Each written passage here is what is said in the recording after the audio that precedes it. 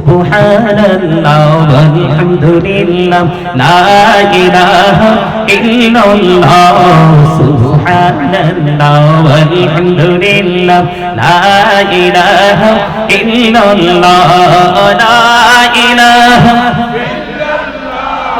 লা ইলাহা ইল্লাল্লাহ উরশ কুরসি লৌহা কলম সৃষ্টি জাহান ওসিলা উরশ কুরসি লৌহা কলম সৃষ্টি জাহান ওসিলা আলী জি আল্লাহ খুশি হইয়া নাম রাখলেন হাবিবুল্লাহ সুবহানাল্লাহ ওয়ালহামদুলিল্লাহ মহব্বতে লা সুবহানাল্লাহ ওয়ালহামদুলিল্লাহ লা ইলাহা ইল্লাল্লাহ লা ইলাহা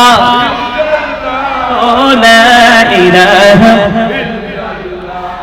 নামের সাথে নাম মিশাইয়া যারে আল্লাহ পাঠাইলা নামের সাথে নাম মিশাইয়া যারে আল্লাহ পাঠাইলা অরিজি আল্লাহ দোস্ত বলে তাহার প্রেমে মজিলা সুবহানাল্লাহ ওয়ালহামদুলিল্লাহ লা ইলাহা লা ইলাহা ইল্লাল্লাহ মুহাম্মাদুর রাসূলুল্লাহ সাল্লাল্লাহু আলাইহি ওয়াসাল্লাম। জোরে জোরে বলেন আলহামদুলিল্লাহ। এই জিকা ইজ দা হার্ট মেডিসিন, জিকির হলো হার্টের ঔষধ, সায়েন্টিফিকদের বক্তব্য। আর আল্লাহ কি বলছে? Remember me then I will remember you. তোমরা আমাকে স্মরণ করো, আমি তোমাদেরকে স্মরণ করব। কি চমৎকার কন্ডিশন! কি রে ভাই, দারুণ না? আল্লাহ কি বলেছে? তুমি আমাকে ডাকো, তাহলেই তো আমি তোমাকে ডাকবো। আরে আওয়াজ করে বলুন সুবহানাল্লাহ। আপনারা মনে আমারে পছন্দ করেন না? হ্যাঁ, এই এলাকায় মনে আমার ভক্ত কম। এই সুলাইমান, হযরত মাওলানা সুলাইমান আলী রজবী ভাই, ওনার এলাকার মানুষ আমারে চিনে না, তাহলে দাওয়াত দিল কেন? দুই চারজনের চিনে আর কি, দুই চারজনের চিনে না। এই দেখছেন, যারা চিনে তারা হাত তুলছে। কারণ কেন বললাম? ওমা যুবকরা ওদের হাত তুলছে, আমি কি লজ্জা পাইলাম? তোমরা কি আমার লজ্জা দিতেছো? এই আমারে আগে থেকে কে কে চিনেন হাত তোলেন সোজা করে। ওমা আল্লাহু আকবার, ইয়া রাসূলুল্লাহ, ইয়া গাউসুল আজম, জিন্দাবাদ জিন্দাবাদ। ওমা দেখছেন না অবস্থা? আল্লাহু আকবার বলেন, আরো জোরে, আরো জোরে। মদিনা যেতে চান না? চাই আপনাদের প্রেম কতটুকু আছে? দিদি পানি তোলে দে, মাঝি হেলা করিস না। দিদি পানি তোলে দে, মাঝি হেলা করিস না। ছেড়ে দে নৌকায় আমি যাব মদিনা, ছেড়ে দে নৌকায় আমি যাব মদিনা। মক্কায় নবী এলো মা আমিনার ঘুরে, হাসিলে হাজার মানি, কাঁদিলে মুক্তা ঝরে। দয়াল মুর্শিদি যার সখা, তার কিসের ভাবনা? দয়াল মুর্শিদি যার সখা। আমার হৃদয়ে মাঝে কাবা, নয়নে মদিনা। আমার হৃদয়ে মাঝে কাবা, নয়নে মদিনা। বলেন দিদি পানি তোলে দে, দিদি পানি তোলে দে। ছেড়ে দে নৌকায় আমি যাব মদিনা। মারহাবা, আরো জোরে কোন মারহাবা। এই যে পাগল আইছে, সুবহানাল্লাহ সুবহানাল্লাহ। আপনারে বলছে একটা ইশারা দিলে বুঝেন না, বলছে একটা সেলফি রাখার জন্য। দেখছেন এটা কত টাকা দামের জিনিস, সেটা কিন্তু দেখার বিষয় না। এটার মধ্যে আছে আমার নবী ইমাম হুসাইন আহলে বাইতের। পরে পরে এখন আর দরকার নাই, এখন আর দরকার নাই, টাইম পাস হয়ে গেছে। এটার মধ্যে আছে, এটা কিন্তু আমি খাবো না, সত্য কথা যেটা। আমি কিন্তু বাইরের কোনো কিছু খাই না, ইভেন পানিও না, এটাও খাবো না। কিন্তু এটা আমি বাসায় গিয়ে আমার মাকে দিব। এটার মধ্যে আছে অবর্ণনীয় প্রেম, ভালোবাসা। পাগলগুলো সবার আগে জান্নাতে যাবে। আমার কথা বলে না কেন? আপনারা কি অসুস্থ? আরে ভাই আমি বাংলাদেশের শেষ মাথা, কিন্তু আমার বাড়ি থেকে একটু গেলেই বর্ডার। রজবী ভাই যখন ফোন দিতে ভাইজান আসতে হবে, ওকে সুযোগ আছে চলে আসলাম। তা আমার মনে হয় আমি এত দূর জার্নি করে এসে আমার মনে হয় যে আমি 100% ফিলিংস নিয়ে কথা বলছি, মানে স্ট্রংলি কথা বলছি, আর আপনারা শুধু ধৈর্য ধরে শুনছেন। মনে হয় যে ইউ আর ভেরি উইক। আপনারা কি দুর্বল? কথা বলেন দুর্বল? আরো জোরে। দুর্বল না। এই যুদ্ধ কিভাবে করবেন আমি আজকে আরেকটু শেখাই। সংগ্রাম ইসলামকে প্রতিষ্ঠিত করার জন্য, এটাকে বলুণ্ঠিত করার জন্য কি করতে হবে শিখে নেন। এই ওয়াজটাতে আবার আমি আসবো একটু পরে। যুবক লিসেন টু মি প্লিজ, সবাইকে বলছি, যুবক ভাই তোমাদেরকে মেন করে বলছি। আমি বললাম তোমরা মদিনাওয়ালার পাগল, ইমাম হুসাইনের সৈনিক, কিন্তু তোমাদের চলার পথে ত্রুটির কোনো শেষ নেই। আমি আসছি তোমাদেরকে আজকে ক্যারেক্টারলেস পারসন থেকে আমি গুড ক্যারেক্টার সম্পন্ন পিপল এন্ড পারসন হিসেবে প্রিপেয়ার করার জন্য। সুবহানাল্লাহ বলেন, আমিন বলেন, আরো জোরে বলেন, আরো জোরে আমিন। এতক্ষণে না মজা হইছে? খাবারে লবণ না দিলে মজা লাগেনি? খাবারে লবণ না দিলে স্বাদ হয়? এই মুরব্বিরা কেউ বলবেন না? আমার যুবক ভাইয়েরা, যুবক বন্ধুরা তোমরা বলবে, খাবারে তরকারিতে, পোলাও, বিরিয়ানিতে যদি লবণ না দেয় তাহলে খাবার কি খাওয়া যায়? কেন খাওয়া যায় না? আমার কথা বলে না, স্বাদ লাগে না। Absolutely right answer. সংগ্রাম কিভাবে করতে হয়, ট্রেনিং কিভাবে নিতে হয়। সম্মানিত উপস্থিতি, যেমন সাপোজ আপনারা 5 জন আছেন এখানে, কয়জন? কথা বলেন না। 5 জনের মধ্য থেকে 5 জন আপনারা সময় পেলে একত্রিত হয়ে যান। এর মধ্যে 2 জন আছে কোথায়? আজকের এই মাহফিলে। 2 জন কোথায়? আজকের এই মাহফিলে। আর 3 জন কোথায়? বাহিরে। কেউ ফেসবুকে আছে, কেউ টুইটার নিয়ে আছে, কেউ ইনস্টাগ্রাম নিয়ে আছে, তার মানে অনলাইনে আছে। কিন্তু আপনারা 2 জন এই মাহফিলে বসেছেন, কিন্তু বসেছেন ঠিকই, বসেছেন কি ঠিকই দেহটা নিয়ে মাহফিলে, কিন্তু আপনার মনের মধ্যে একটা জিনিস ঘুরতেছে, আরে আমার 3টা বন্ধু তো বাহিরে, আমরা 2 জন এখানে, আমরা কি করছি? তাদের কাছে যাব কি যাব না? যখন আপনি মনে মনে ডিসাইড করবেন, সিদ্ধান্ত নেবেন যে আমার কাজ হলো এই মুহূর্তে আমার 3 বন্ধু কোথায় আছে, আমি সেই খোঁজ এই মুহূর্তে নিব না। কারণ এই মুহূর্তে এই কারণে নিব না, কারণ আমার সামনে যিনি বসে আছেন তিনি হলেন মদিনা ওয়ালার গোলাম, সচ্চা গোলাম ইমাম হুসাইনি কাফেলার অন্যতম একজন লিডার। আওয়াজ করে বলুন সুবহানাল্লাহ। এখন রাখবেন কি আপনার দেহ না মন? কথা বলে না কেন? আপনি যখন এখানে বসে থাকবেন কিন্তু মনটা গিয়ে থাকবে কোথায়? আমি জাস্ট একটা এক্সাম্পল দিয়েছি সহজে বোঝার জন্য। কারণ এই ওয়াজ শুধু শিক্ষিত মানুষগুলো, অনারেবল পারসনগুলো, এডুকেটেড পারসনগুলো যারা আছে, পিপলগুলো যারা আছে তারা শুনলে হবে না। এটা কিন্তু সাধারণ, অতি সাধারণ তৃণমূল পর্যায়ের মানুষগুলো তো তার ব্রেইনে ঢুকাইতে হবে, ঠিক কিনা বলেন? এখন 3 বন্ধু 3টা মোবাইল নিয়ে পড়ে আছে 3টা জায়গায়, কিন্তু আমরা 2 বন্ধু একই জায়গায় আজকে এই পটিয়ার জমিনে সানভারাতে এত সুন্দর নুরানি ইমানি বাগানে বসে আছি। শয়তান কিন্তু আপনাকে বারবারই বলবে আউট অফ সাইট। কি করবে? কথা বলে না কেন? আপনাকে বারবার বলে এখান থেকে বের হও। কি করো?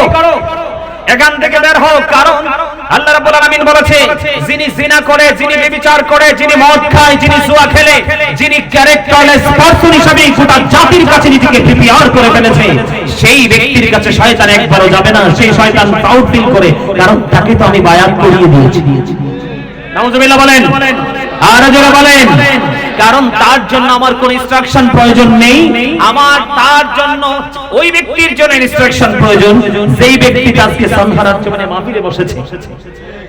কারণ শয়তানের কাজ হলো মানুষকে খারাপ থেকে মন্দ দিকে ধাবিত করা, এটাই হলো শয়তানের কাজ। এই জন্য আল্লাহ রাব্বুল আলামিন বলেছে, যুবক, আল্লাহ রাব্বুল আলামিন বলেছেন ইন্না কাইদা শাইতানি কানা দাঈফা। আল্লাহ বলেছেন শয়তানের ডিসিপশন ইজ ভেরি উইক। শয়তানের ধোঁকা মুমিনের জন্য একেবারে দুর্বল। ইন্না শাইতানা লাকুম আদুউন ফাত্তাখিযুহু আদুওয়া। শয়তান is the eternal enemy of the believers. ঈমানদারদের প্রকাশ্য শত্রু হলো শয়তান। আওয়াজ করে বলেন নাউজুবিল্লাহ। আর যারা বলেন নাউজুবিল্লাহ, আর একটু মহব্বতে বলেন নাউজুবিল্লাহ। এই মুহূর্তে 3 বন্ধু আছে 3টা মোবাইল নিয়ে, আর 2 জন এখান থেকে আলাদা হয়ে গাজী সুলাইমান আল কাদরি সাহেবের সামনে বসে বসে আল্লাহ রাসূলের কথা, কোরআন এবং হাদিসের কথা শোনার জন্য মনটাকে এখানে স্থির করে রাখতে যদি পারেন, তাহলেই আপনি ইসলামকে জিন্দা করার জন্য সবচেয়ে বড় যুদ্ধ হতে পারবেন। ঠিক কি না বলেন? এই মুহূর্তে আপনার সবচেয়ে বড় সংগ্রাম দ্বীনকে প্রতিষ্ঠিত করার জন্য। এই মুহূর্তে আপনার সবচেয়ে বড় সংগ্রাম হলো চায়ের দোকানে অনেকগুলো মানুষ ভিড় জমাচ্ছে, রং চা খাচ্ছে, কিন্তু আমি আজকে এই চায়ের দোকানে বসবো না, আমি আজকে জান্নাতের বাগানে বসবো। তার কারণ আল্লাহ রাব্বুল আলামিন বলে দিয়েছেন, remember me then I will remember you. Allah বলেছেন ফাযকুরুনি আযকুরুকুম, তোমরা আমাকে স্মরণ করো, আমি তোমাদেরকে স্মরণ করব। আওয়াজ তুলে বলেন আল্লাহু আকবার। আপনি আপনার বাণীকে যদি প্রশ্ন করেন, আল্লাহ গো আপনাকে আমি কেমন করে স্মরণ করলে আপনি আমাকে কেমন করে স্মরণ করবেন? আমি আপনাকে সংগ্রামের কথা বোঝাচ্ছি, দ্বীনকে প্রতিষ্ঠা করার জন্য কিভাবে আপনাকে যুদ্ধ করতে হবে। ও বন্ধু, মুমিন বরাবরই জীবনভর এই পৃথিবীর বুকে বন্ধু মুনাফিকদের সাথে ফাইটিং করবে, মুনাফিকদের সাথে যুদ্ধ করতে হবে। কারণ আমার রাসূল বলেছেন, believers love the prophet, hypocrites don't love the prophet। আমার রাসূল বলেছেন, মুনাফিকরা আমি রাসূলকে ভালোবাসবে না, ইমানদাররাই আমি রাসূলকে ভালোবাসবে। তার মানে বন্ধু, যারা রাসূলকে ভালোবাসে তারাই তো মুমিন রে। আমার আল্লাহ কোরআন শরীফের মধ্যে স্পষ্ট করে বলে দিয়েছে, উইদ্দাতিল মুত্তাকিন, আল্লাহ জান্নাত বানিয়েছে মুত্তাকিদের জন্য। আল্লাহর অটোমেটিক্যালি আপনার জন্য বরাদ্দ হয়ে ইউ গো টু প্যারাডাইস, তুমি জান্নাতে চলে যাও। জোরে বলুন সুবহানাল্লাহ। আর জোরে, মুত্তাকিদের জন্য বানাইছে কি? আমার আল্লাহ মুত্তাকিদের জন্য বানিয়েছে জান্নাত। এই জন্য আপনার জীবনে সবচেয়ে বড় সংগ্রাম হলো মুনাফিকদের সাথে আপনাকে যুদ্ধ করতে হবে। আল্লাহ কোরআনে বলেছেন, ইন্নাল মুনাফিকিনা ফি দারকিল আসফালি মিনান নার, the hypocrites will be in the lowest place of hell. মুনাফিকরা থাকবে জাহান্নামের একেবারে সর্বনিম্ন স্তরে। জাহান্নামেরও কিন্তু লোকাল জায়গা আছে বন্ধু, লোকাল ফেজ আছে বাবা, মানে সবচেয়ে নিকৃষ্ট সবচেয়ে ভয়ঙ্কর জায়গা আছে। আপনার বন্ধু, আপনাকে মুমিন হতে হলে মুনাফিকদের সাথে ফাইটিং করতে হবে। কেমন ফাইটিং আমি আপনাকে বলি, সংগ্রামটা কেমন করে করবেন। আমাদের জীবনে নামাজ শুরু হয় ফজর দিয়ে আর শেষ হয় ইশা দিয়ে, ঠিক কিনা বলেন? বন্ধুরে আমার, মুনাফিক সব সময় ফজর এবং ইশার নামাজ দিয়ে তার মধ্যে অলসতা থাকবে, গাফিলতি থাকবে, সেই নামাজগুলো পড়তে চাইবে না। আপনি যদি মুমিন হন, আপনি যদি সংগ্রাম করতে চান, আপনি যদি যুদ্ধ করতে চান, আপনার মধ্যে ওই টেকনিক থাকতে হবে। মুনাফিক পড়তে চায় না, আমি বেশি বেশি করে পড়বো। বলে হুজুর, আমি যদি সংগ্রাম করতে পারি, এই যুদ্ধ করতে পারি, আমার নিয়ামত কি হবে? আল্লাহর হাবিব জানিয়ে দিয়েছেন, মান সাল্লাল বরদাইনি দাখালাল জান্নাহ, যেই ব্যক্তি শীতল সময়ের 2 ওয়াক্তের নামাজ পড়বে তার ঠিকানা হয়ে যাবে জান্নাত। জোরে বলেন না সুবহানাল্লাহ। আর জোরে বলেন না সুবহানাল্লাহ। আজকের দিনের জন্য বন্ধু আমার আপনার জন্য যুদ্ধ হলো। তিন রাস্তার মোড়ে যেই মানুষগুলো আছে আমি তাদের পাশে দাঁড়াবো না। ওই যে চা দোকানে বসে বসে টিভি দেখতেছে আমি তাদের কাছে বসবো না। আরেকজন দেখা যায় ঘরের মধ্যে বসে বসে বন্ধু টিভি দেখতেছে, আমি তার সাথেও বসবো না। আমার গন্তব্য হলো আজকের জান্নাতের বাগান। ইসলামকে প্রতিষ্ঠিত করার জন্য, দ্বীনকে প্রতিষ্ঠিত করার জন্য একদিন বা 2 দিন সংগ্রাম করতে হয় না।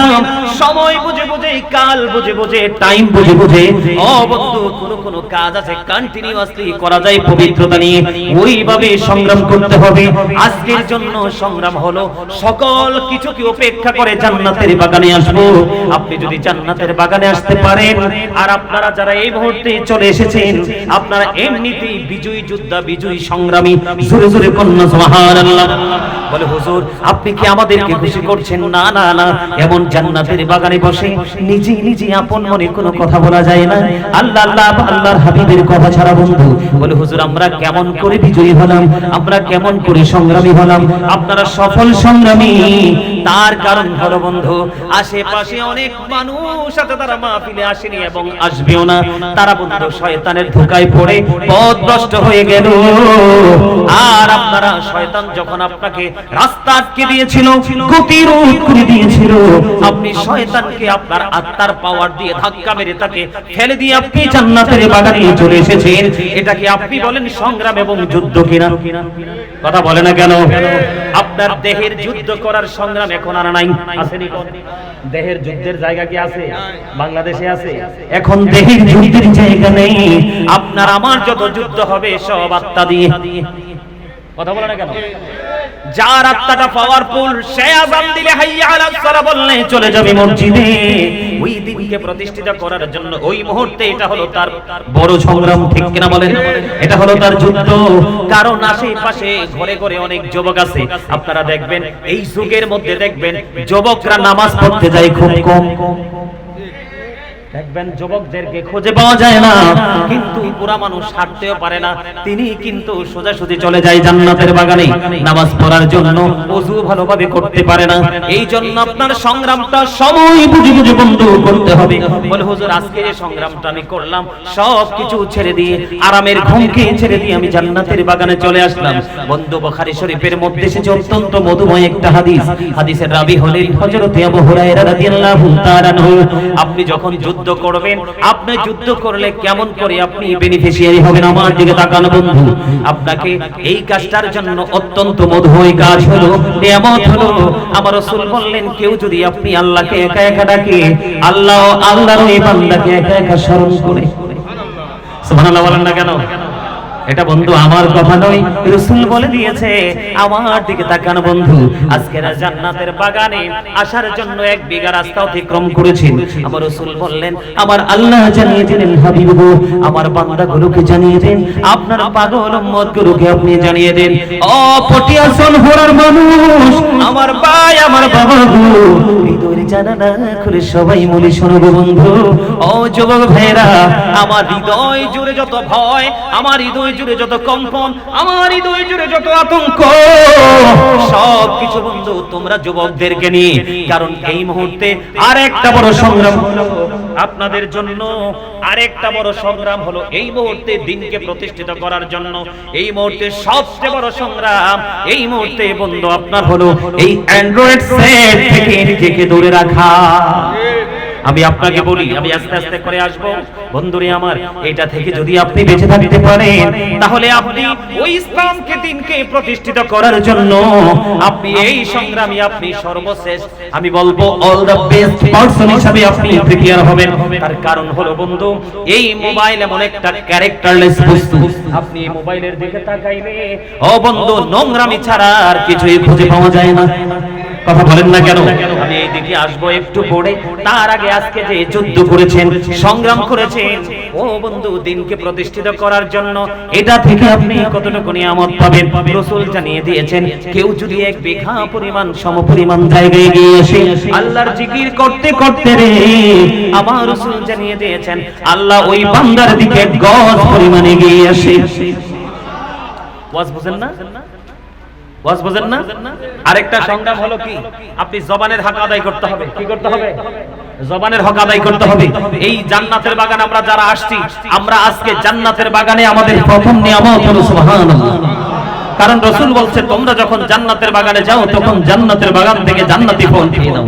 সুবহানাল্লাহ ওয়ালহামদুলিল্লাহ লা ইলাহা ইল্লাল্লাহ, সুবহানাল্লাহ ওয়ালহামদুলিল্লাহ লা ইলাহা ইল্লাল্লাহ, লা ইলাহা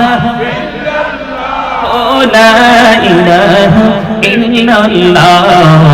আরশ কুরসি লৌহা কলম সৃষ্টি জাহান ওসিলা, আরশ কুরসি লৌহা কলম সৃষ্টি জাহান ওসিলা।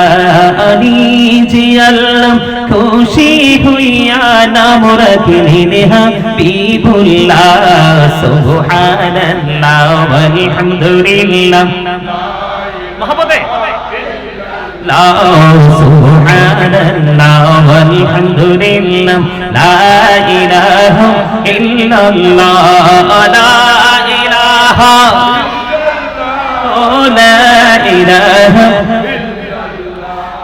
নামের সাথে নাম মিশাইয়া যারে আল্লাহ পাঠাইলা, নামের সাথে নাম মিশাইয়া যারে আল্লাহ পাঠাইলা। নিজে আল্লাহ দোস্ত বলে তার প্রেমে মজিলা সুবহানাল্লাহ আলহামদুলিল্লাহ লা ইলাহা ইল্লাল্লাহ মুহাম্মাদুর রাসূলুল্লাহ সাল্লাল্লাহু আলাইহি ওয়াসাল্লাম। জোরে জোরে বলেন আলহামদুলিল্লাহ। এই জিকা ইজ দা হার্ট মেডিসিন, জিকির হলো হার্টের ঔষধ, সায়েন্টিফিকদের বক্তব্য। আর আল্লাহ কি বলছে? Remember me then I will remember you. তোমরা আমাকে স্মরণ করো, আমি তোমাদেরকে স্মরণ করব। কি চমৎকার কন্ডিশন! কি রে ভাই, দারুণ না? আল্লাহ কি বলেছে? তুমি আমাকে ডাকো, তাহলেই তো আমি তোমাকে ডাকবো। আরে আওয়াজ করে বলুন সুবহানাল্লাহ। আপনারা মনে আমার পছন্দ করেন না? হ্যাঁ, এই এলাকায় মনে আমার ভক্ত কম। এই সুলাইমান, হযরত মাওলানা সুলাইমান আলী রজবী ভাই, ওনার এলাকার মানুষ আমার চিনে না, তাহলে দাওয়াত দিল কেন? দুই চার জনের চিনে আর কি, দুই চার জনের চিনে না। এই দেখছেন, যারা চিনে তারা হাত তুলছে। কারণ কেন বললাম? ওমা যুবকরা ওদের হাত তুলছে, আমি কি লজ্জা পাইলাম? তোমরা কি আমার লজ্জা দিতেছো? এই আমারে আগে থেকে কে কে চিনেন হাত তোলেন সোজা করে। ওমা আল্লাহু আকবার, ইয়া রাসূলুল্লাহ, ইয়া গাউসুল আজম, জিন্দাবাদ জিন্দাবাদ। ওমা দেখছেন নি অবস্থা? আল্লাহু আকবার বলেন, আরো জোরে, আরো জোরে। মদিনা যেতে চান না? চাই আপনাদের প্রেম কতটুকু আছে? দিদি পানি তোলে দে, মাঝি হেলা করিস না। দিদি পানি তোলে দে, মাঝি হেলা করিস না। ছেড়ে দে নৌকায় আমি যাব মদিনা, ছেড়ে দে নৌকায় আমি যাব মদিনা। মক্কায় নবী এলো মা আমিনার ঘুরে, হাসিলে হাজার মারি, কাঁদিলে মুক্তা ঝরে। দয়াল মুর্শিদি যার সখা, তার কিসের ভুবনা। দয়াল মুর্শিদি যার সখা, আমার হৃদয় মাঝে কাবা নয়নে মদিনা, আমার হৃদয় মাঝে কাবা নয়নে মদিনা। বলেন দিদি পানি তোলে দে, দিদি পানি তোলে দে, ছেড়ে দে নৌকায় আমি যাব মদিনা। মারহাবা, আরো জোরে কোন মারহাবা। এই যে পাগল আইছে, সুবহানাল্লাহ সুবহানাল্লাহ। আপনারে বলছে একটা ইশারা দিলে বুঝেন না, বলছে একটা সেলফি রাখার জন্য। দেখছেন এটা কত টাকা দামের জিনিস সেটা কিন্তু দেখার বিষয় না। এটার মধ্যে আছে আমার নবী ইমাম হুসাইন আহলে বাইতের। পরে পরে এখন আর দরকার নাই, এখন আর দরকার নাই, টাইম পাস হয়ে গেছে। এটার মধ্যে আছে, এটা কিন্তু আমি খাবো না, সত্য কথা যেটা। আমি কিন্তু বাইরের কোনো কিছু খাই না, ইভেন পানিও না, এটাও খাবো না। কিন্তু এটা আমি বাসায় গিয়ে আমার মাকে দিব। এটার মধ্যে আছে অবর্ণনীয় প্রেম, ভালোবাসা। পাগলগুলো সবার আগে জান্নাতে যাবে। আমার কথা বলে না কেন? আপনারা কি অসুস্থ? আরে ভাই, আমি বাংলাদেশের শেষ মাথা, কিন্তু আমার বাড়ি, আমার বাড়ি থেকে একটু গেলেই বর্ডার। রজবী ভাই যখন ফোন দিতে, ভাইজান আসতে হবে, ওকে, সুযোগ আছে, চলে আসলাম। তা আমার মনে হয় আমি এত দূর জার্নি করে এসে আমার মনে হয় যে আমি 100% ফিলিংস নিয়ে কথা বলছি, মানে স্ট্রংলি কথা বলছি। আর আপনারা শুধু ধৈর্য ধরে শুনছেন, মনে হয় যে ইউ আর ভেরি উইক। আপনারা কি দুর্বল? কথা বলেন, দুর্বল? আরো জোরে। দুর্বল না। এই যুদ্ধ কিভাবে করবেন আমি আজকে আরেকটু শেখাই। সংগ্রাম ইসলামকে প্রতিষ্ঠিত করার জন্য, এটাকে বলুণ্ঠিত করার জন্য কি করতে হবে শিখে নেন। এই ওয়াজটাতে আবার আমি আসবো একটু পরে। যুবক, লিসেন টু মি প্লিজ। সবাইকে বলছি, যুবক ভাই তোমাদেরকে মেন করে বলছি। আমি বললাম তোমরা মদিনাওয়ালার পাগল, ইমাম হুসাইনের সৈনিক, কিন্তু তোমাদের চলার পথে ত্রুটির কোনো শেষ নেই। আমি আজকে তোমাদেরকে আজকে ক্যারেক্টারলেস পারসন থেকে আমি গুড ক্যারেক্টার সম্পন্ন পিপল এন্ড পারসন হিসেবে প্রিপেয়ার করার জন্য। সুবহানাল্লাহ বলেন, আমিন বলেন, আরো জোরে বলেন, আরো জোরে আমিন। এতক্ষণে না মজা হইছে? খাবারে লবণ না দিলে মজা লাগেনি? খাবারে লবণ না দিলে স্বাদ হয়? এই মুরব্বিরা কেউ বলবেন না? আমার যুবক ভাইয়েরা, যুবক বন্ধুরা, তোমরা বলবে খাবারে, তরকারিতে, পোলাও, বিরিয়ানিতে যদি লবণ না দেয় তাহলে খাবার কি খাওয়া যায়? কেন খাওয়া যায় না? আমার কথা বলে না, স্বাদ লাগে না, অ্যাবসলিউটলি রাইট আনসার। স্বাদ লাগে না, এজন্য খাওয়া যায় না। কিন্তু লবণটা দিলে খাওয়া যায়, খাওয়ার উপযোগী হয়। কিন্তু কেন? স্বাদ লাগে। ঠিক লবণ ছাড়া যেমন বন্ধু খাবার মজা হয় না, ঠিক তেমনি ভাবে আপনি যদি পরিপূর্ণ ইমানদার যদি হতে না পারেন, প্রেমিক যদি হতে না পারেন, আপনার কাছে কোনোদিনও আমল মজা লাগবে না। আমি বলেছিলাম মানুষ, আমিও দুইজন, উনিও দুইজন, সবাই দুইজন, ডবল ডবল। বন্ধু মানুষ যদি দুইটা হয়, খাবারও তো দুইটা লাগবে রে। ও বন্ধু, এই মানুষের খাবার হলো দুনিয়ার ভাত, তরকারি, চা, কফি, যত ধরনের খাবার, এইটা হলো এই মানুষের খাবার। আর বন্ধু, এই যে ভিতরের যে মানুষটা রে, ও বন্ধু, ইংরেজরা এটাকে সোল বলে, আর আমরা বাঙালি আমরা বলি বন্ধু আত্মা। আর আরাবিয়ান কান্ট্রিতে যারা আছে, আরবিক যারা আছে, তারা এটাকে বলে বন্ধুরো। কিন্তু ওয়ার্ড মিনিং একটাই বন্ধু আত্মা। এই যে বন্ধু দেহের খাবার হলো, এই যে এরকম খাবার গুলো, এই খাবার খাইলে, পানি খাইলে দেহের মধ্যে প্রশান্তি আসে। আর বন্ধু ঈমানটাকে মজবুত করে তুমি যখন সংগ্রাম করতে থাকবে, সময়ের সাথে মিলিয়ে মিলিয়ে যখন ধর্মীয় চর্চা করতে থাকবে, তখন এই স্বাদ মিলবে তোমার আত্মা। ঠিক কিনা বলে? আজকে এই মাহফিলে বসে সেই ব্যক্তি মনে করবে যে আমি অত্যন্ত প্রশান্তি নিয়ে বাড়ি যাচ্ছি, আমি আপনাকে আজকে চ্যালেঞ্জ করে বলে যাই বন্ধু, আমি আজকে আপনাকে চ্যালেঞ্জ করে বলে যাই, আপনি নিঃসন্দেহে আল্লাহর দরবারে গ্রহণযোগ্য হবেন। কারণ আমার আল্লাহ কথা দিয়েছে, ও পুরিয়া চন্দ্রের মানুষ, আমার আল্লাহ বলেছে হাবিব আপনি জানিয়ে দেন গো, আমি আল্লাহ কথা দিলাম, কেউ যদি আমাকে একা একা ডাকে গো, আমি আমার ওই বান্দাটাকে, বান্দিটাকে একা একা স্মরণ করি। কেউ যদি বন্ধ, আজকে আমরা এই নুরানি পরিবেশে সামিয়ানার নিচে বসে বসে ডাকছি, এই ফয়সালা রাসূল দিয়ে গেছেন, আল্লাহ জানিয়ে দিয়েছে হাবিব গো, আপনি আপনার পাগল উম্মতগুলোকে জানিয়ে দেন, কেউ যখন দুনিয়ার মুখে এমন সম্মিলিতভাবে আমি আল্লাহকে স্মরণ করবে, আমি আল্লাহ কথা দিলাম, আমি আমার ফেরেশতাদেরকে নিয়ে ওই নুরানি জলসায় তাদেরকে স্মরণ করব। তাহলে আপনারা বলেন, এটার চেয়ে বড় যুদ্ধ আর আছে নাই? আমি যেটা বলতে চেয়েছিলাম, এখানে আমি আবার ফিরে আসবো বন্ধু। ওই যে একটু আগে বলতেছিলাম সংগ্রাম কেমন করে বলতে হয়, সংগ্রাম কেমন করে করতে হয়। বন্ধুরে আমার, তাবুক যুদ্ধের পূর্বে আমার রাসূল সাহাবায়ে কেরামদেরকে বললেন তোমরা দান করো। কি করো? যুদ্ধের জন্য বন্ধু রাসূল বললেন তাবুক যুদ্ধের পূর্বে তোমরা দান করো। খেয়াল করেন বন্ধুরে আমার, এইবার হযরত ওমর মনে মনে চিন্তা করলেন, আমার জীবনে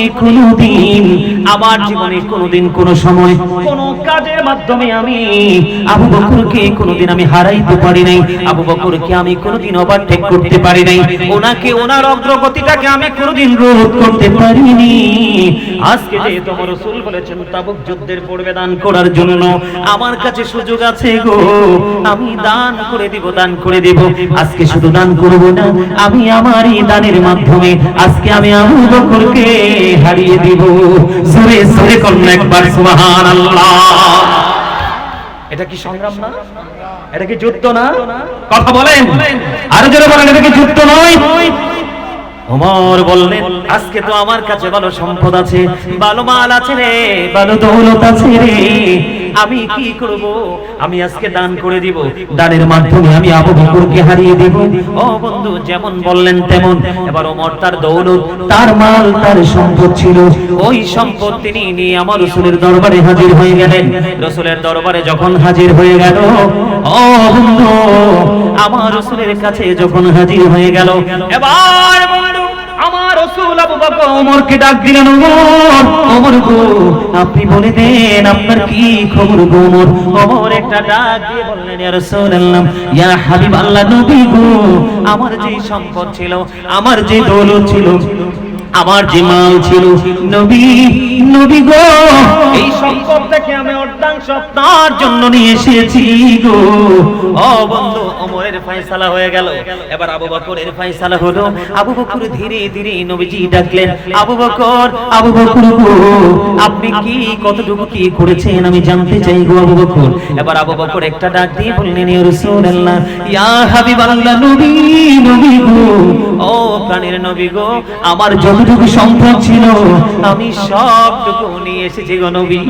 এই কথা বলার পরে আমার রাসূল আবু বকরকে বললেন, আবু বকর আপনি যে সবটুকু নিয়ে আসলেন গো, আপনি আপনার ফ্যামিলির জন্য কতটুকু রেখে এসেছেন?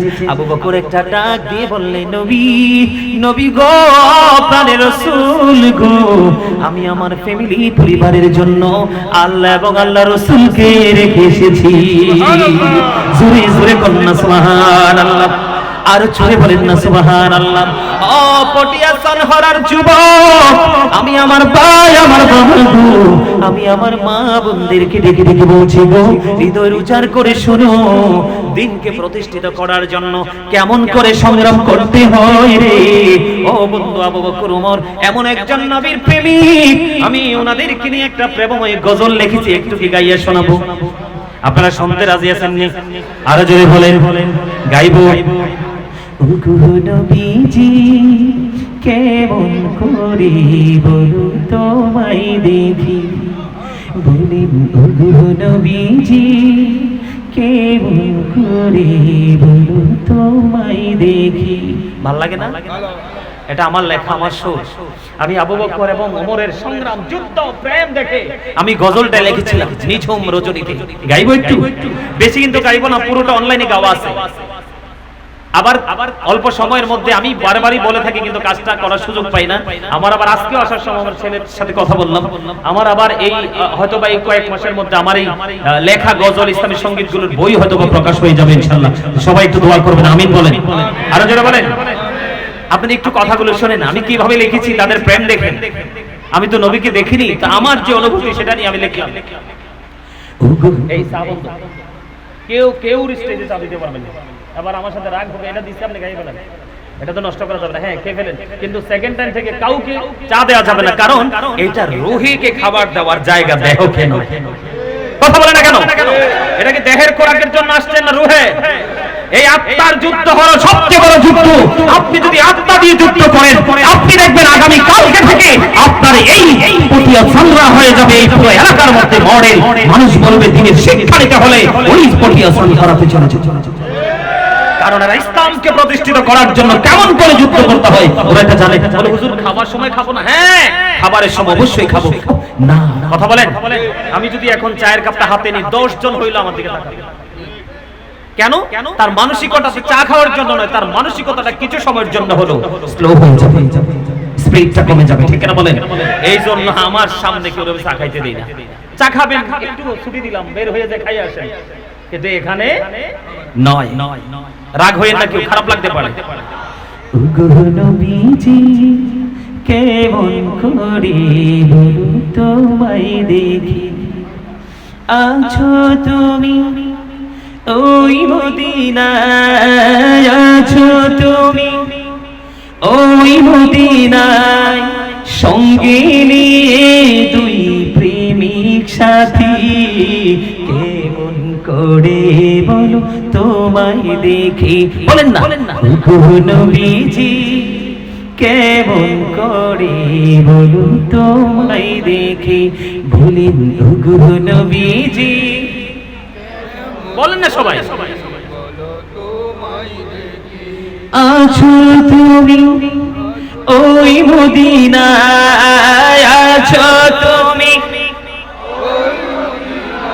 সঙ্গে নিয়ে দুই প্রেমিক সাথী, কেমন করে বলো তোমায় দেখি, দেখার আশা আমার মনে পোষে রেখেছি যতন করে।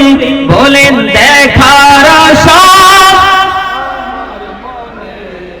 পোষে রেখেছি আপন করে, পাই যদি গো নবী তোমার দিদার, পাই যদি গো নবী তোমার দিদার, শীতল হবে মোর দুটি আঁখি, কেমন করে বলো তোমায় দেখি, বলিন নবীজি কেমন করে বলো তোমায় দেখি। মারহাবা বলেন না। ভাল লাগছে? অনেক লম্বা, যদি ভাল লাগে অনলাইন থেকে শুনবে। মারহাবা বলেন, আরো জোরে বলেন। আপনাদের একটু মনে করিয়ে দিলাম। আপনারা বলেন, আবু বকর এবং ওমর রাদিয়াল্লাহু তাআলা আনহু, এটা কি তাদের সংগ্রাম না? এটা কি তাদের যুদ্ধ নয়? কিসের জন্য? ইসলামকে, সুবহানাল্লাহ বলেন না। আজকে আমরা মাহফিলের জন্য, মসজিদের জন্য, আল্লাহর ঘরের জন্য যখন টাকা চাই, আমরা 500 টাকার নোটটা লুকিয়ে 5 টাকার নোটটা বের করে দিই। কথা বলেন, ঠিক না বেঠে? আমি অহংকার না, যেহেতু সংগ্রামের কথা বলছেন, সেই সংগ্রাম, যেহেতু সংগ্রামের কথা বলছেন, কেউ কি বিরক্ত হচ্ছেন? যেহেতু সংগ্রামের কথা বলছেন, আমার বিষয়টা, সংগ্রামটা কেমন করে করতে হয়। আমার গ্রামে একটা 32 বছরের পুরনো মসজিদ, মাটির ছিল না, ভয়ে মানুষ এটাতে ঢুকতো না, মানে উপরে টিনের চাল, চারপাশে মাটি। 2023 সালে আমি এটার উদ্যোগ নিয়ে, আমি অদম গুনাহগার, আমার এই 2 হাতে আমার আল্লাহ এত শক্তি দিয়েছে, মাত্র ক্যাশ 12 লক্ষ টাকা নিয়ে নামছি। কে নিয়ে? 12 লক্ষ টাকা নিয়ে নামছি। আমার গ্রামে অনেক ধনী ধনী মানুষ ছিল, বিল্ডিং ওয়ালা ছিল, কিন্তু এই বিল্ডিং ওয়ালাদের থেকে 10টা টাকা মসজিদটাতে আসে না। তার মানে ইসলামকে প্রতিষ্ঠিত করার জন্য কিভাবে যুদ্ধ করতে হয়, ওই যে আমি বললাম, সময়ের সাথে মিলিয়ে আপনাকে যুদ্ধ করতে হবে। একদিন যুদ্ধ করে হাত পা গুটিয়ে ঘরে বসে থাকলে ইসলামকে জিন্দা করা সম্ভব নয়। এই যে গত বছর মাহফিল হয়েছিল এখানে, এই বছর হয়েছে, এটার মধ্যে কি হবে জানেন? ইসলাম জিন্দা হবে, ইসলাম নতুন করে করে প্রাণ পাবে। বলে হুজুর ইসলামের কি মরে গেছে? আরে না, আমাদের কাছ থেকে হারিয়ে যাচ্ছে। এই হারিয়ে যাওয়া ইসলামকে আমরা আবার পুনরায় ফিরে পাবো যখন ওলামায়ে কেরামদের মজলিসে বসবো। এই দিনের কাজ, এটার জন্য কিন্তু যুবকদেরকে সংগ্রাম করতে হবে, মসজিদ বানানোর জন্য সংগ্রাম করতে হবে। সংগ্রামটা কেমন করছে জানেন? আমার গ্রামের মানুষ জুম্মা পড়তে হলে অনেক দূরে যেতে হয়, ঈদের নামাজ পড়তে হলে ঈদের দিনে অনেক দূরে যেতে হয়। আমি একদম গুনাহগার, আমার আল্লাহ আমাকে এমন শক্তি দিয়েছে, জুম্মা মসজিদটা 5 মাসে কমপ্লিট করেছি। যুদ্ধের কথা যেহেতু বলছি, এই জন্য বলতেছি, 5 মাস থেকে প্লাস কিছুদিন বেশি হবে, মসজিদটা কমপ্লিট করে জুম্মা চালু করে দিয়েছি। সুবহানাল্লাহ বলেন, আরো জোরে। এবং জুম্মার খতিব রেখে দিয়েছি, জুম্মার খতিবের দায়িত্ব নিছি আমি অধম, আর গ্রামবাসীকে দিছি পাঞ্জেখানার দায়িত্ব। তারপরেও চালাইতে পারে 12 মাসে 13টা মালটা হুজুর। বলে হুজুর নিজের গ্রামের কথা বললেন, কেন বললাম? এই কথাটা তাদেরকে ছোট করার জন্য নয়, ওই যে তারা সংগ্রাম করতে জানে না, সংগ্রাম কেমন করে করতে হয় সেটা বোঝে না, এবং এই সংগ্রাম যে তাকে কাল হাসরের ময়দানে কত বড় নিয়ামত দিবে সেটাও জানে না। দুনিয়ার বুকে মসজিদের ক্ষেত্রে আপনার সংগ্রাম হলো টাকা দিয়ে, পয়সা দিয়ে, অর্থ দিয়ে, শ্রম দিয়ে, যার যেটা আছে সেটা দিয়ে, আপনি শ্রম দিয়ে যুদ্ধ করে আপনি মসজিদ তৈরি করবেন। এই মসজিদে যোগ্য, দক্ষ, টেকসই ইমামকে নিয়োজিত করে দিবেন, কোয়ালিটিফুল ইমামকে নিয়োগ করে দিবেন। আর এই ইমাম জুম্মার দিন স্পেশাল সবাই আলোচনা করে করে আপনার পুরো সমাজকে নোংরামি থেকে বের করে এনে একটা আলোকিত সমাজ হিসাবে রূপান্তরিত করে দেবে। এটা কি সংগ্রাম নয়? কথা বলেন, সংগ্রাম নয়? জুম্মা চালু হলো, জুম্মার নামাজ চলতেছে, ঈদের জামাতও চলতেছে। এখন আমার গ্রামের যারা ঠান্ডা মাথা, বিশেষ করে আমার গ্রামের যুবকদেরকে আমি স্যালুট দেই, চিরজীবন স্যালুট দিয়ে যাব। আমার গ্রামের যুবকরা আমাকে যথেষ্ট আপনার সমর্থন করেছে, শুরু থেকে শেষ পর্যন্ত আমার সাথে ছিল। কিন্তু অনেক মুরব্বি আমার সাথে ছিল না, এটাকে বানচাল করার চেষ্টা করেছে, কারণ তিনি ইসলামের জন্য যুদ্ধ করার যে মধু কত এটা তিনি জানেন। কথা বলেন, আপনারা সত্যিকারের সংগ্রামী যোদ্ধা। আমি আবারও বললাম বিজয়ী, কারণ এসে দেখলাম পুরো প্যান্ডেল খালি, এখন দেখি পুরো প্যান্ডেল পরিপূর্ণ। আওয়াজ তুলে কোন সুবহানাল্লাহ। আল্লাহ যেন জান্নাতের মেহমান হিসেবে সবাইকে কবুল করে, আমিন বলেন, আর জোরে বলেন আমিন। তাহলে আবু বকর এবং ওমর এবার বিজয়ী যোদ্ধা হলেন কে রে? আবু বকর। এবার আমার নবীজি ডাক দিয়ে বললেন, আবু বকর, আমার আপনার সম্পদ আমার জীবনে যত বেশি কাজে উপকারে লেগেছে, আর কারো সম্পদ এত উপকারে আসেনি গো। এবার আবু বকর একটা ডাক দিয়ে বলে, নবী, নবী গো, ও ইয়া রাসূলুল্লাহ, ইয়া হাবিবাল্লাহ, নবী, নবী গো, শুধু আমি সম্পদ না, আমার জীবনটাও কন্টিনিউ আপনার জন্য রেডি। জোরে জোরে বলেন না সুবহানাল্লাহ। ও বন্ধু, যুদ্ধ কেমন করে করতে হয়? ও যুবক, আমার দিকে তাকাও যুবক বন্ধু, আমি তোমাদেরকে বলতে চাই, ওই যে বলেছিলাম আজকের এই মাহফিল কি? এক বিঘা পরিমাণ আপনি আমি যখন বন্ধু এগিয়ে আসবো, আমার আল্লাহ কথা দিয়েছে আপনার আমার দিকে 1 গজ পরিমাণ এগিয়ে আসবে। আপনি যদি আজকের এই জান্নাতের বাগানের দিকে বন্ধু 1 হাত পরিমাণ যদি এগিয়ে আসেন গো, আমার আল্লাহ কথা দিয়েছে, আমার রাসূল জানিয়েছে, আমার আল্লাহ ওই বান্দার দিকে 2 হাত পরিমাণ এগিয়ে আসে। ও বন্ধু আপনারা, ও বন্ধু অনেকে ম্যাক্সিমাম লোকে হেঁটে হেঁটে আসছেন আজকে, আমিও তো হেঁটে হেঁটে আসছি কিনা? অত দূর থেকে তো হাইটে আসা সম্ভব না, কথা বলে না কেন? কিন্তু আপনাদের ওই জায়গা থেকে, ওই মাজার শরীফের গেট থেকে এই পর্যন্ত হেঁটে হেঁটে আসলাম, ওজু টুজু করে ফ্রেশ হয়ে এই পর্যন্ত হেঁটে হেঁটে আসলাম। ও বন্ধু যুদ্ধ কেমন করে করবা টেকনিক শিখে নাও। আমার রাসূল জানিয়ে দিলেন, কেউ যদি আল্লাহর জিকির করতে করতে ওই জান্নাতের বাগানের দিকে হেঁটে হেঁটে আসে রে, আমার আল্লাহ কথা দিয়েছে, আল্লাহ রাসূল জানিয়ে দিয়েছেন হাদিস শরীফের মাধ্যমে, আল্লাহ ওই বান্দার দিকে দৌড়ে বন্ধু ছুটে আসে। জোরে জোরে কন্যা সুবহানাল্লাহ। আল্লাহ রাব্বুল আলামিন বলেছেন, বন্ধু এখন আপনি যে জিকির করবেন, সংগ্রাম করবেন, জিকিরটা কি, যুদ্ধটা কি? সুবহানাল্লাহ বলা জিকির, আলহামদুলিল্লাহ বলা জিকির, আল্লাহু আকবার বলা জিকির, লা ইলাহা ইল্লাল্লাহ বলা জিকির, কাউকে ভালো কাজের জন্য ডাকা এটাও জিকির, কাউকে খারাপ কাজ করতে দেখলে থামিয়ে দেওয়ার চেষ্টা করা বা করে দেওয়া এটাও জিকির, আপনি নামাজে দাঁড়িয়েছেন ওটাও বন্ধু জিকির, ও বন্ধু আপনি হজে গিয়েছেন ওটাও জিকির। হজ হলো মাওলার জিকিরের জুলুস, কারণ বিভিন্ন জায়গা পরিদর্শন করে সম্পূর্ণ করতে হয়, আর নামাজ হলো মাওলার জিকিরের জলসা। ও বন্ধু এটা একই জায়গায় দাঁড়িয়ে বসে সম্পূর্ণ করতে হয়। জোরে জোরে কোন সুবহানাল্লাহ। বন্ধুরে আমার, যুদ্ধ কেমন করে করতে হয় নামাজের ক্ষেত্রে, আবু বকর সিদ্দিক রাদিয়াল্লাহু তাআলা আনহুর কাছে আবার বন্ধু ফিরে যেতে চাই। একদিন আযান হয়ে গেল, আমার নবীজি মসজিদে অপেক্ষা করতেছে, কিন্তু হযরতে আবু বকর এখনো পর্যন্ত বন্ধু মসজিদে আসে না। আবু বকর আসে না, আমার রাসূল বললেন, কেন রে আমার আবু বকর আসে না? বন্ধু বলতে বলতে ইতিমধ্যেই আবু বকর এসে মসজিদে হাজির হয়ে গেল। আবু বকর এত দেরি হয়ে গেল কেন গো? আমি থাকা অবস্থায় এমন অবস্থা, আমি চলে গেলে না জানি কি হবে। বন্ধুরে এই কথা বলতে বলতে নামাজ তো শেষ হয়ে গেল। নামাজ যখন শেষ হয়ে গেল, নামাজ শেষ হয়ে যাওয়ার পরে ওই যে মসজিদে নববী থেকে আপনার আমার প্রাণের নবীজির পবিত্র একটা কদম মোবারক যখন মসজিদের বাহিরের দিকে বাড়িয়ে দিলেন, এবার চাইয়া দেখে রে হযরতে জিবরাইল আলাইহিস সালাম আমার নবীজির সামনে এসে হাজির।